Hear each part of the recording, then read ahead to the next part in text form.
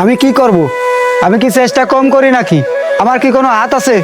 লেখাপড়া শিখি নাই, কোনো কাজ পাই না, টাকা রোজগার কিভাবে করব? 5 ওয়াক্ত খাইতে গেলে খালি বেশি কথা, খালি বেশি কথা। আমার এত বকাবকি ভালো লাগে না, ওই জন্য না খেয়ে থাকবো। বেশি কথা শুনতে ভালো লাগে না। আমি কি করব? আমি তো কাজ খুঁজতেছি, পাচ্ছি না, কি করব? শুধু শুধু বাড়ি আসলেও অশান্তি করে, বাড়ি আসলেও অশান্তি করে, এত অশান্তি আমার ভালো লাগে না। জীবনটা একেবারে অসাল বানায় ফেলাই দিলাম। আল্লাহ এত মানুষের সহি দেয়, আমারও সহি দেয় না। জীবনটা যদি একটু পাল্টাতে পারতাম।